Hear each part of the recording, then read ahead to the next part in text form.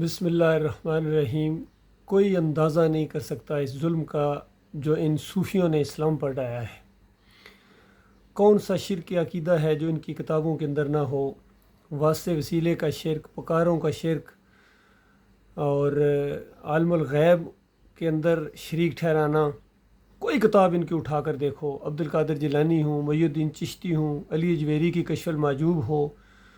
مجدد الفسانی کے ملفوظات ہوں، شاہ ولی اللہ کی انفاس العارفین ہو، حجت اللہ البالغہ ہو، اور محی الدین چشتی کے ملفوظات ہوں، جتنے بھی ہیں، کوئی بھی ہیں، ہر ایک کے اندر ایک ہی فلسفہ ہے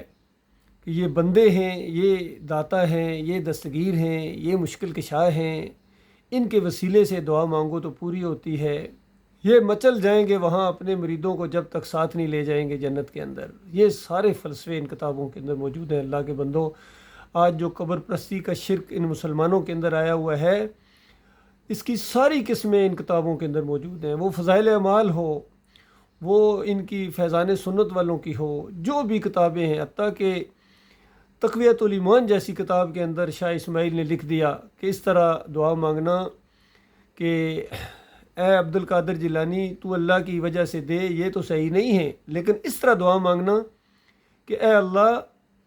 عبد القادر جیلانی کی وجہ سے مجھے دے کچھ۔ کہتے ہیں یہ عین ایمان ہے۔ اندازہ لگائیے، جو عین شرک ہے اس کو عین ایمان قرار دیا گیا ہے۔ اسی طرح وحدت الوجود کے مشرکانہ عقیدے کی پوری زندگی ترجمانی کرتے رہے ڈاکٹر اسرار جیسے انقلابی ذہن رکھنے والے، جب اس طرح شرک کو ساتھ لے کے چلیں۔ اور علی انجینئر صاحب کہتے ہیں کہ یہ علی رضی اللہ تعالیٰ عنہ کی نہیں بلکہ کعبہ کی فضیلت ہے کہ ان کے اندر وہ پیدا ہوئے۔ اندازہ لگائیے اس قدر ان کے فہم ناقص ہے اور توحید کے اندھے ہیں۔ پہلی بات تو یہ کوئی فضیلت کی چیز نہیں ہے۔ اللہ تعالیٰ تو مسجد کے قریب آنے سے ایسی خواتین کو یہ جو نفاس کے دنوں میں یا حیض کے دنوں میں اللہ تعالیٰ منع کرتا ہے، اور وہاں اگر وہ چلی گئی ہیں اس انداز سے تو یہ تو ان کے شرک کی وہ ایک چیز ثابت ہوتی ہے، اپنے معبودوں کے سامنے جا کے جنم دینا۔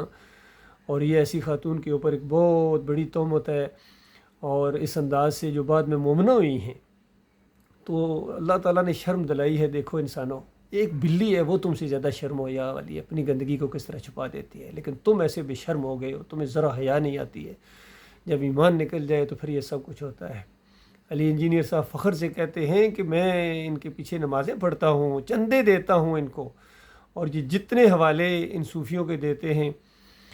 جنہوں نے کلمے پڑھوائے ہیں اپنے نام کے، محی الدین چشتی نے جو کلمہ پڑھوایا ہے، چشتی اور رسول اللہ، اور تھانوی اور رسول اللہ، اور پتہ نہیں شبلی، ان سب نے ان کو بیان بھی کرتے ہیں علی انجینئر صاحب، اور پھر کہتے ہیں ہو سکتا ہے ان کے اپنے نہ ہوں، اس نے زن بھی ہے، یعنی بات کو مکس کر دیا۔ اور یہ بات، یہ جو حوالے ہیں یہ سارے اس نے ڈاکٹر مسعود الدین عثمانی رحمۃ اللہ علیہ کی کتاب ایمان خالص قسط اول سے لیے ہیں، اور قسط دوم کے اندر جو علماء اور مولویوں کے پوسٹ مارٹم کیا گیا ہے۔ اس وقت تو علی انجینئر صاحب پیدا بھی نہیں ہوئے تھے جب ڈاکٹر عثمانی رحمۃ اللہ علیہ نے ان کا پوسٹ مارٹم کیا ہے، اور پھر اعلان کیا کہ دیکھو ان کو طاغوت کہے بغیر تم ایمان کے اندر داخل نہیں ہو سکتے ہو، اور یہ امام تو کیا، یہ مقتدی بننے کے لائق نہیں ہیں۔ تو اللہ کے بندو، یہ مسئلہ ہے، ایمان کا مسئلہ ہے۔ آج پوری امت کے اندر صرف یہ ایمان کی وہ روح نکال دی گئی ہے، لا الہ الا اللہ محمد رسول اللہ، جو آخری ہمارا سہارا تھا۔ ان کو بھی، اس سہارے کو بھی ان ظالموں نے شرک کے اندر تبدیل کر کے یہ سہارا بھی چھین لیا عوام کا۔ تو اللہ کے بندو، ان کی باتوں میں بالکل نہیں آنا ہے۔ کتاب اللہ کو پڑھو، ترجمے کے ساتھ پڑھو، ترجمے ہو چکے ہیں، سنے جا سکتے ہیں، سوشل میڈیا کا دور ہے، اور اس کے بعد حدیث کے ترجمے موجود ہیں۔ ہر جگہ آپ کو ایک ہی بات ملے گی کہ دیکھو الہکم الہ واحد لا الہ الا هو الرحمن الرحیم، تمہارا ایک مالک ہے، تمہارا ایک رب ہے جس کے ساتھ تم نے اپنے بندگی کے رشتے کو مضبوط کرنا ہے، اور پھر ثابت کرنا ہے کہ تم اللہ کے بندے ہو، تم اللہ کے علاوہ کسی اور کے بندے نہیں ہو، نہ پیر کے بندے ہو، نہ امیر کے بندے ہو، نہ کسی رسم و رواج کے بندے ہو، نہ بادشاہ کے بندے ہو، نہ جمہوریت کے بندے ہو، نہ اپنے نفس کے بندے ہو۔ تم صرف اللہ کی بندگی کو ثابت کرو، اور اسی بندگی کی آزمائش کے لیے تمہیں پیدا کیا گیا۔ چند دنوں کا یہ معاملہ ہے، یہ وقت گزرتا جا رہا ہے۔ اگر موت آ گئی اور تم نے اس شرک کو نہ چھوڑا، بریلویت کو، دیوبندیت کو، اہل حدیثیت کو، سلفیت کو، حنبلیت کو، صوفیزم کو، جمہوریت کو، اگر تم نے نہ چھوڑا، تعویذ گنڈے نہ چھوڑے، واسطے وسیلے بے حق فلاں بے حرمت فلاں نہ چھوڑے، اور یہ عرس اور میلے نہ چھوڑے، گنبد اور یہ مزار، یہ جو مسلمانوں کے آج بت ہیں، ان کو نہ چھوڑا، تو اس کے بعد پھر اللہ کے بندوں ہمیشہ ہمیشہ کی آگ میں تمہیں رہنا پڑے گا، نمازوں کے باوجود، تہجد گزاریوں کے باوجود،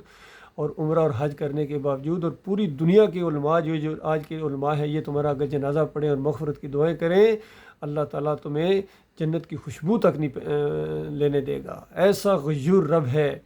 وہ ایمان خالص اس نے مانا ہے، پوری دنیا، پوری کائنات ایمان کے لیے بنی ہے، توحید کے لیے بنی ہے، اور اس کے لیے انبیاء نے مارے کھائی ہیں، قتل ہوتے رہے ہیں انبیاء اللہ کے بندوں اس توحید کو ثابت کرنے کے لیے، اس کی خاطر وہ جیے ہیں اور اسی کی خاطر انہوں نے جان دی ہے۔ اب ہماری باری آئی ہے الحمدللہ اسی ایمان کی بات کو گزشتہ 38 سال سے میں بیان کر رہا ہوں۔ میں آپ کا بھائی ہوں، میں کوئی مولوی نہیں ہوں، نہ میں پیر ہوں، نہ کوئی سیاسی لیڈر ہوں، میں الحمدللہ آرمی افسر ہوں 7 پنجاب ریجمنٹ سے،